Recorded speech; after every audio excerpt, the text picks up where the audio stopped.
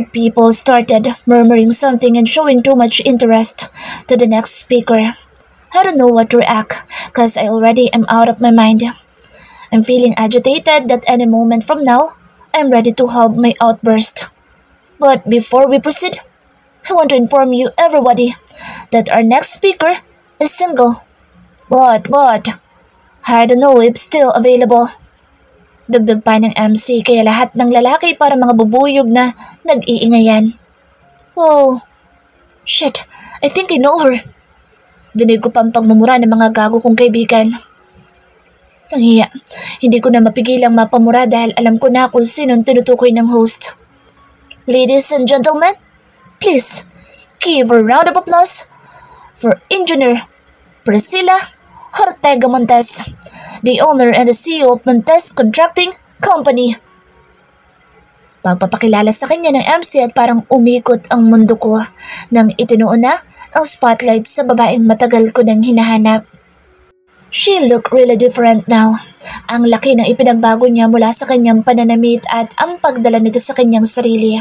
Pero kahit ganoon pa man, siya pa din ang babae nagmamayari ng puso ko mula noon hanggang ngayon. Looking at her in that sexy dress that's too much revealing, gusto kong takbuhin siya at ibalot itong suot ko na coat sa kanya. Halos nakanganga lahat ng mga dumalo nang tumayo ito at naglakad paakyat ng stage. Kitang-kita ko ang mga paghanga at pagkamangha sa mga mukha nila. The crowd went wild when she's already standing in the stage and instead of staying behind the podium, naglakad pa ito sa gitna na parang isang beauty queen na magpapasa ng corona.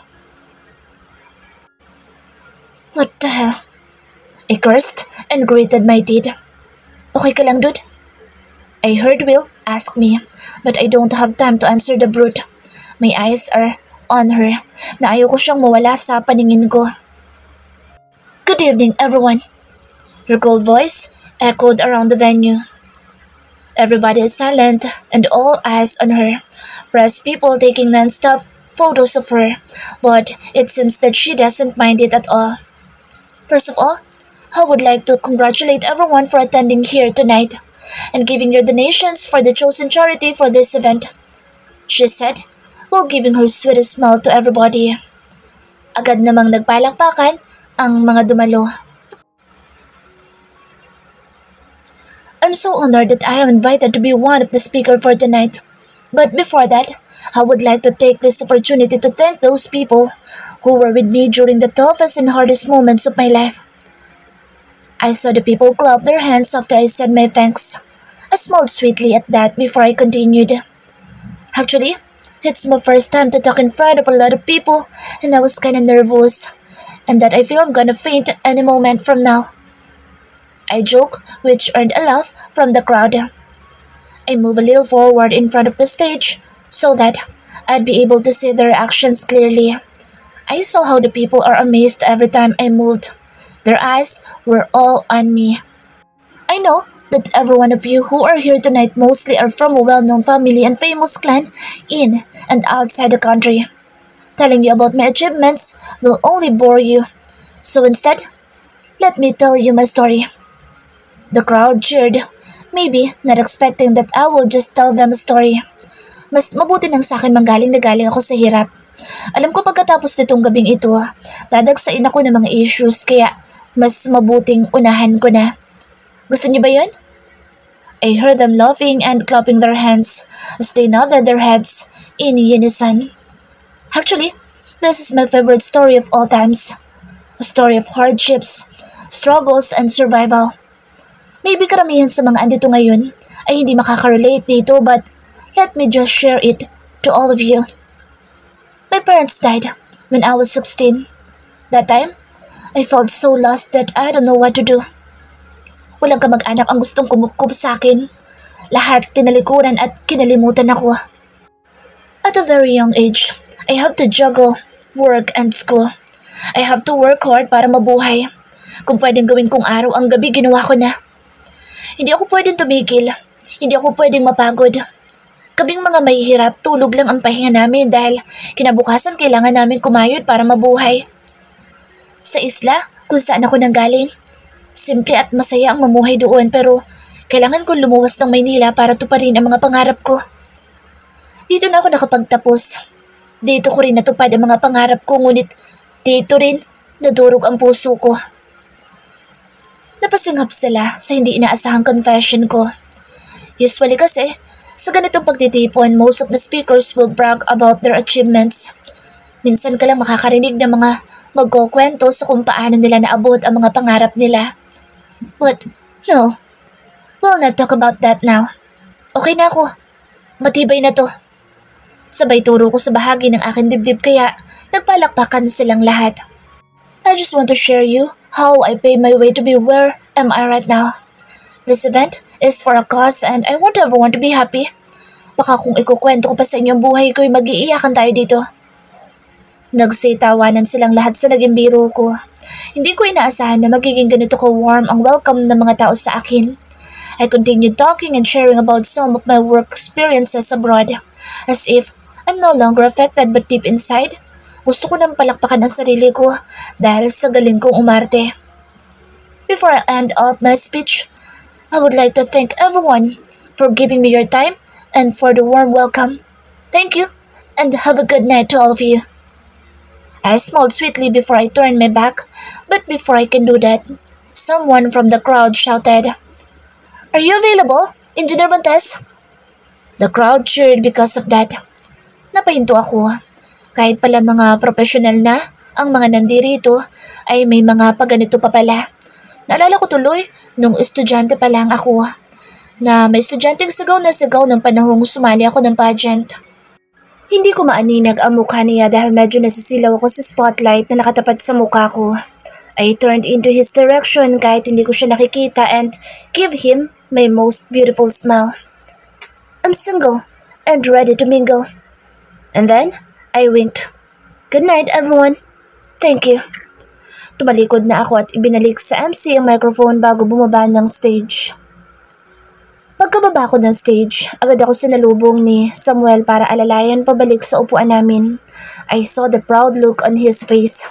Nang tumingin ako kay Daniela, malaking ngiti din ang nakaplaster sa mukha nito. Everybody is looking at our direction pero hindi ko pinansin ang mga ito. May narinig pa akong bulong-bulungan ng mga babae at yung iba'y nakataas pa ang mga kilay. What a flirt! May pa-single-single pa. Feeling maganda, hindi naman kagandahan. Kung ako sagay, iiwan ko yan. Baka may sugar daddy kaya yumaman. Style ng mga gold digger. Seriously? These ladies are so low. It's so sad na may mga babaeng ganyan kong manghusga. They didn't even know my story pero kung makapagsalita, ang mga ito'y akala may kilalang kilala talaga ako. How come they become successful like that? Pero yung mga ugali para namang mga basura. Diretso lang ako sa paglalakad, not minding the murmur and gossips I heard from the other table. But I stopped when I heard someone's remarks that's so below the belt.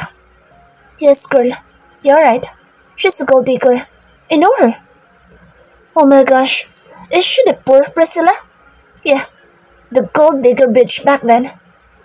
Oh shit, baka kumabit sa mayaman.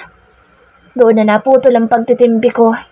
Someone was trying to stop me from turning back pero wala na itong nagawa nang tinitigan ko siya. Some knew that kind of look, kaya hinayaan na lang ako nito. He knows na mula ng araw na iyon, hindi ko pinapalagpas ang sinumang magtangkang apihin ako. Nobody has the right to humiliate and insult me like that. Hindi nila alam ang lahat ng paghihirap, sakit at kamalasang pinagdaanan ko. Hi there, ladies. I fake greetings, pero nanginginig na ang mga kalamnan ko sa galit. Kaya pala ang iingay ng mga nasa mesang ito dahil andito pala ang leader ng mga ampalaya, ang malditang sikadya na prenteng nakaupo kasama ang mga alagad niya. Nakakaloko itong ngumisi sa akin. Baka nakalimutan nitong nasampulan ko na siya at baka gusto nitong makatikim ulit sa akin. Nobody responded to me. They looked shocked and didn't utter any words. I showed them that I'm not affected but deep inside, gusto ko na silang sabunutan. At kapag ginawa ko, uunahin ko ang nagmamalditang leader nila. Tinignan pa ako nito mula ulo hanggang paa. Let go. Wala ka na bang ibang style, girl? Puro head to toe look na lang? So lame. Mag-isip ka rin na bago. Yung kakabugin mo talaga ako.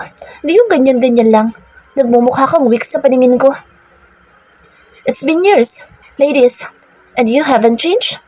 Sabagay, pag ugali mo na talaga'y basura, kahit anong gawin mo dito, aalingasaw talaga. I said in sarcasm. I even smirked and raised my brow. How dare you! Sagot ng isa pa sa katropa ni Kachana na isa ding maldita dati pa. Oh! I gasped, pretending that I'm scared. Tumayo ito at akman lalapit sa akin. I remained standing in my post but this time, I showed them that look na hindi ko sila uurungan. Girl, baka hindi mo kayanan ang bigat ng kamay ko. Don't start. Mamisi pa ako sa kanya. Ang yabang mo ah. Akala mo kung sino ka mayaman? If I know may kabit ka lang na mayaman kaya naging ganyan ka. Nanunoy ang sabi nito. But I'm Priscilla, and no one dares to insult me like that without getting something in return. I know that we're getting attention now from the crowd, but who cares? I can't just let them humiliate me like that. Coming from you, really?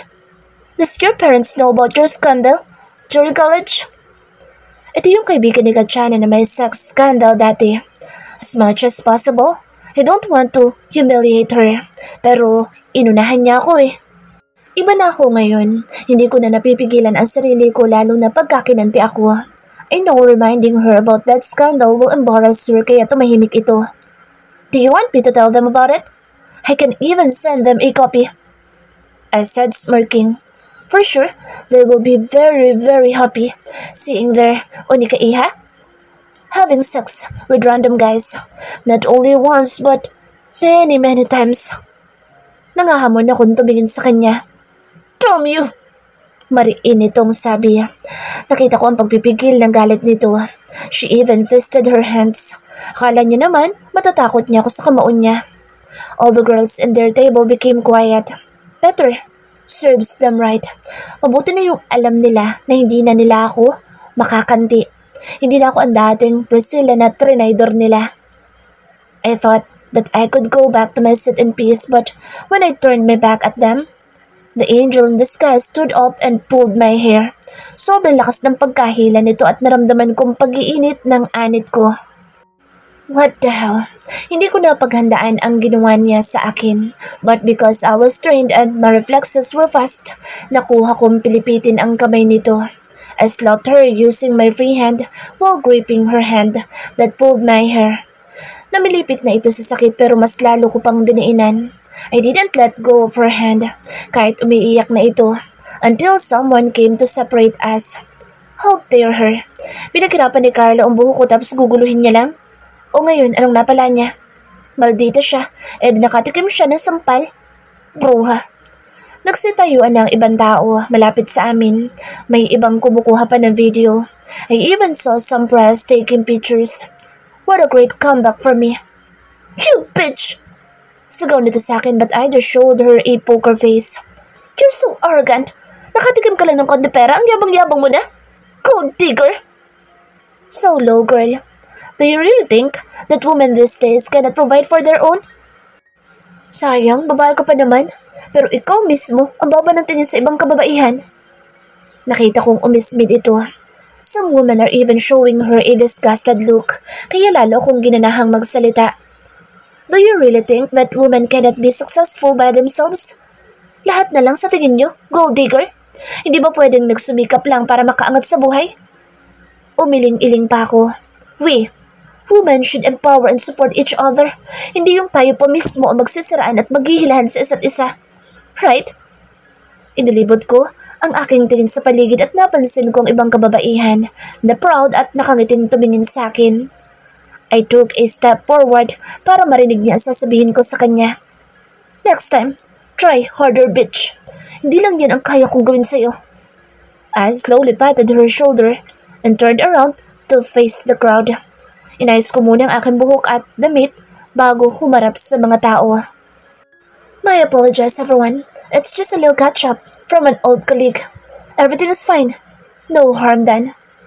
I said and then went out of the venue. Sumunod naman agad sa akin si Samuel at Daniela na hanggang ngayon ay hindi pa rin nagsasalita. We're already near the exit door when a group of guys stopped us. I had enough for this night, but I can't be just rude to anybody. Baka sabihin pa ng mga dumalo na ma-attitude ako at may isipan pa nilang ako ay nagpasimuno sa gulo. I can't let them think of me like that. Hey, Engineer Montas, are you leaving? A guy with a playful look approached me. Behind him are three other guys, looking so equally gorgeous and handsome as him. I was about to open my mouth to greet him back, but my smile faded when I saw the familiar gray eyes. Those gray eyes that I never wish to see again, ever. I noticed that he looks different now. He looks more matured, but rough and rugged this time. Nevertheless, he's still the same old, arrogant guy who abandoned me and crushed me into pieces. Napaisip ako, paano niya kaya nakukuhang matulog ng mapayapa sa gabi pagkatapos niya akong iwan na parang basura? Gusto kong matawa. Buhay pa pala ito at tumihinga pa. Sa puso't isip ko kasi matagal ko na siyang pinatay. Sa bagay, masamanda mo naman pala ang isang ito. Kasabay ng pagkawasak ng puso't pagkatao ko, binura ko na lahat ng alaala ko sa kanya. Iniwas ko ang tingin ko sa kanya. He doesn't deserve my time and attention. I pretended that I didn't see him and looked back at the guy who approached me, who's smiling at me right now. Oh, hi. I smiled at him sweetly. Yeah, we're leaving. Sabay sulyap ko sa mga kaibigan ko. Ay, sayang naman. Gusto ko pa sana namin makilala ng mga kaibigan ko. By the way, I'm Willard. And these friends, same one. Ethan and Nico. I accepted their hands and we exchanged pleasantries. All of them are so nice kaya medyo napatagal ang aming paglabas. Nakakahiya namang magpaalam agad dahil mabait at masaya naman silang kausap. It feels like matagal na kami magkakakilala. Except lang dun sa Nico na hindi ko malang narinig na magsalita. Puro tawa at tangulang ito. Ruth, come here. Biglang may tinawag yung nagpakilalang Willard. Engineer, ito pala yung isa pa naming kaibigan. He's an architect and single also. May pataas baba pa ito ng kilay niya, kaya napatawa ko sa kanya. I heard footsteps behind me, pero hindi ako lumingon. Hinintay ko itong makalapit sa amin. He stopped behind me, pero agad naman itong hinila ni Will papunta sa harapan ko. Arte ng gago. Mura ni Will dito kaya nagtawanan ang mga kaibigan niya. I was shocked nung nakita ko siya pala ang kaibigan ng mga ito pero agad akong nakabawi. I became serious. Ayokong may makita siyang emosyon mula sa akin. Engineer Montes, this is our friend, Architect Akiro Sanders. Pakilala nito sa akin. Narinig ko pang nagmumurahan ng mga kaibigan niya. Kago, kung makapagpakilala ang loko, buong pangalan talaga. Samantalang tayo parang napilitan lang. Favoritism ang gago. Baka nasuhulan. Bulong ni Simon kay Ethan pero dinig ko naman kaya nagkatawanan sila ulit. He's the youngest among my friends, engineer. Kaya baka naman. I know that, Lance. This guy is shipping us. I remained looking at him blankly. I saw him gulp and bit his lips na parang kabado. Priscilla. Baso yung tawag nito sa pangalan ko. Like how he used to call me before. Para akong sinaksak sa paraan ng pagtawag niya sa akin. How can he say those words na parang walang nangyari sa amin? Na parang hindi niya ako tinalikuran sa araw ng kasal namin. Kahit anong pagmamakaawa ko na sa kanya. Nanatili akong walang kibo at nakatingin lamang sa kanya na walang emosyon. Pero sa kaloob-looban ko, nagsimula ng kumalat ang galit at pagkamuhi na dati ko pang naramdaman sa kanya. His eyes look sad and longing, na parang ilang taon itong pinagkaitan ng kasiyahan. But I know him very well. Hindi niya na ako madadala sa mga paawang tingin niya sa akin. Wala siyang karapatang malungkot dahil ako ang sinaktan niya. Ang kapal naman ng pagmumukha niya. Do you guys know each other? Will asked curiously. I saw the anticipation in his eyes but I remained my impassive look. Hindi ko sila hayaang makita ang tunay kong nararamdaman. Ayoko nang maulit ang nangyari sa akin noon. I let everybody see the real me. My real feelings and everything about me kaya inabuso nila ako. If not showing them my emotion is the only way to grad myself, then I will do it this time. I can't be in the vulnerable state again. I've been through a lot of pain and headaches, kaya kailangan ko nang ingatan ang puso ko. I can still remember how he left me like a lost puppy kahit nagmamakaawa ako sa kanya. I can still recall the tears I cried when I saw him turning his back from me at the altar. I heard someone cleared his throat as if waiting for my answer. No, I answered. I saw sadness reflected in his eyes.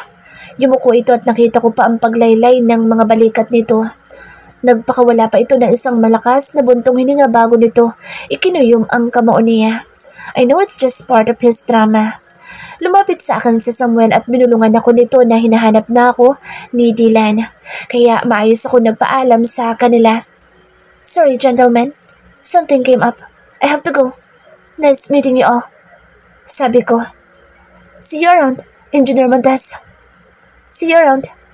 I replied and smiled at them.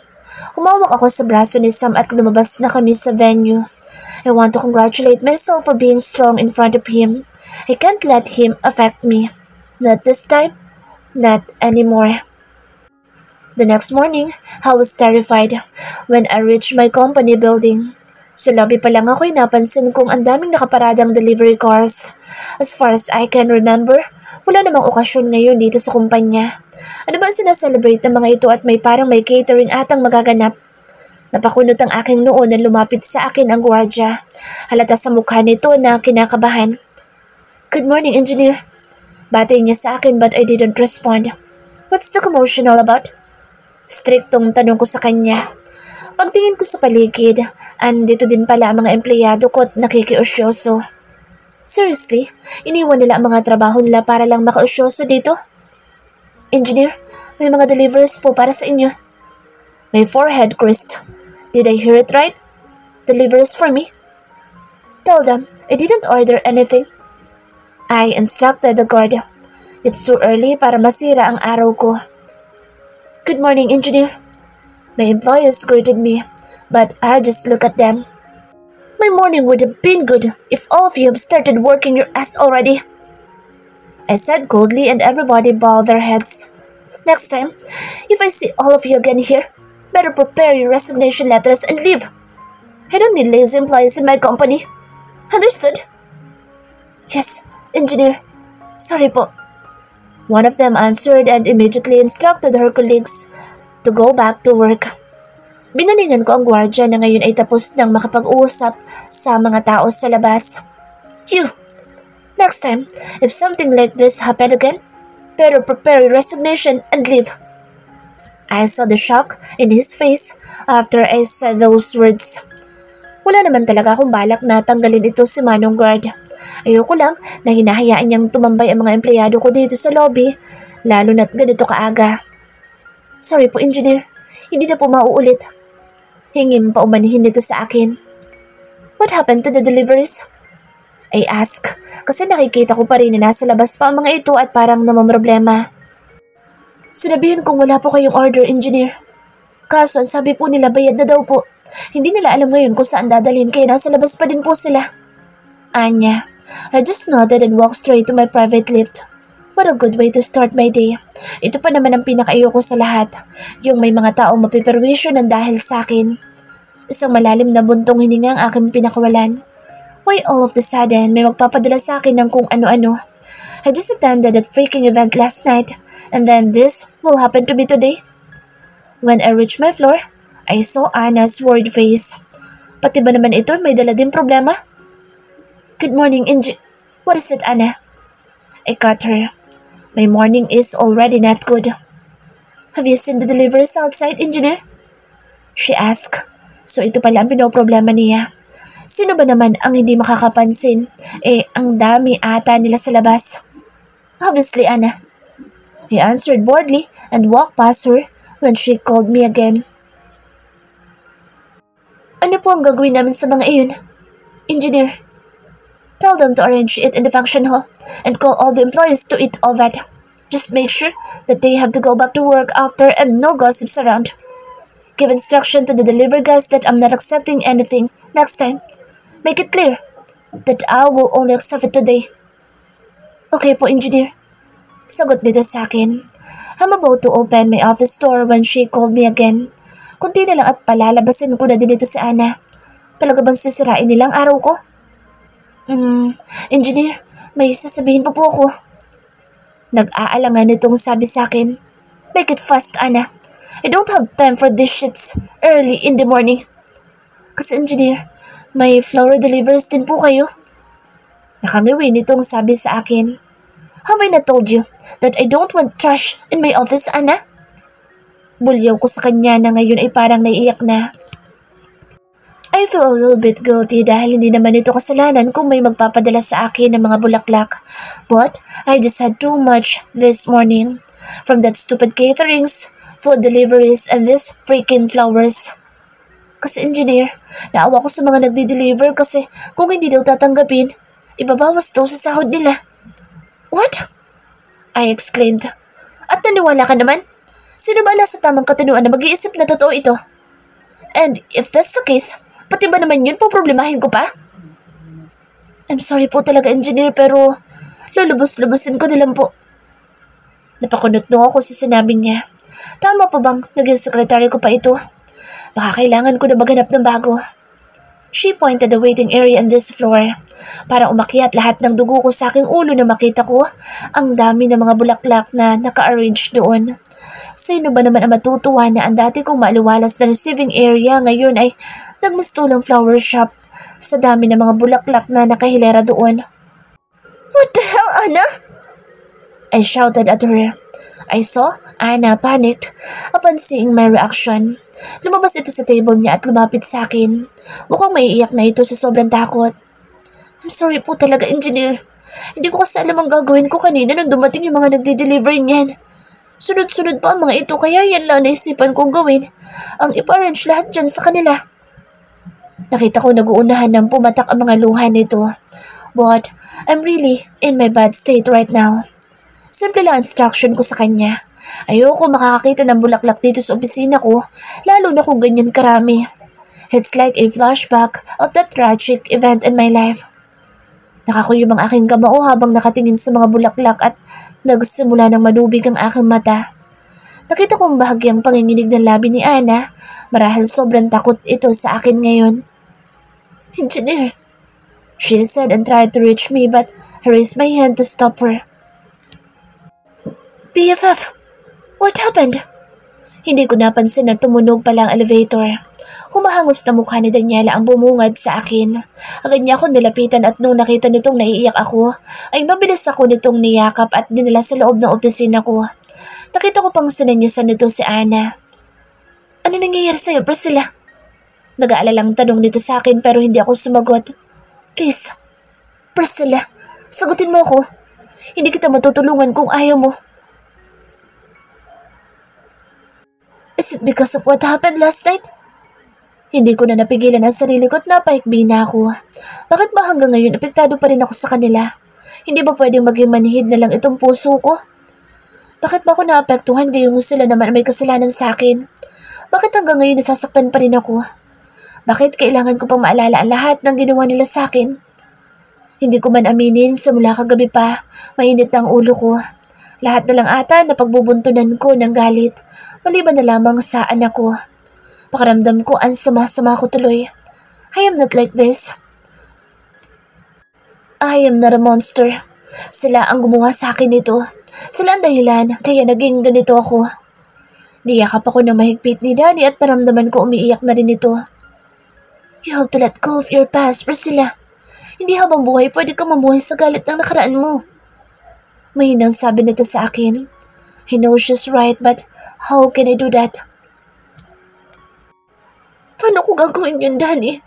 Kung sa bawat galaw ko naaalala ko kung gano'n nila ako pinaglaruan. Kung sa bawat lingon ko sa paligid naaalala ko kung paano nila ako niloko. Lalo lumakas ang pagtulo ng mga luha ko. Ayoko na din ito, Danny. Gusto ko nang bumalik sa dating ako pero hanggat hindi pa ako nakakaganti sa lahat ng ginawa nila sa akin, mananatiling bato itong puso ko. Pakiramdam ko'y naninikip ang aking dibdib sa sobrang lakas ng tibok nito.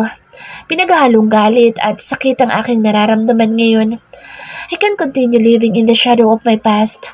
Pero ano gagawin ko? Nahihirapan akong kalimutan ito. Ikaw lang may kakayahang pahilumin ang puso mo, Priscilla. Hahayaan mo bang malunod ka lang sa sakit ng iyong nakaraan? Sabi nito habang patuloy na hinahaplos ang likod ko. Nasasabi mo lang yan dahil hindi ikaw nasa kalagayan ko. Hindi mo nararamdaman kung gaano kasakit ang ginawa nila sa akin. Alam ko, Priscilla. Alam na alam ko kung gaano kasakit ang nararamdaman mo. Kung pwede ko lang kunin ang iba para maibsan ang bigat na dinadala mo, ginawa ko na yun. Pumipiyok ang kanyang boses habang sinasabi iyon. Ang sama kong kaibigan para sabihin ito sa kanya. Siya lang at si Samuel ang natira nung nanalikuran ako ng lahat. I'm sorry, Dan. I'm so sorry. Humahagulhol na ako. I feel so guilty saying those words to her when all she did is to take care of me and understand me all the time. I'm sorry, best friend. I don't mean it that way. I'm just so stressed right now. Kumihikbing sabi ko sa kanya. It's okay. I understand. She said, just like the old Danny, ever understanding to me na kahit ako mismo'y nahihirapan na ding intindihin ang sarili ko. We stayed in my office the whole day. Daniela asked her assistant to attend the meeting in behalf of her today.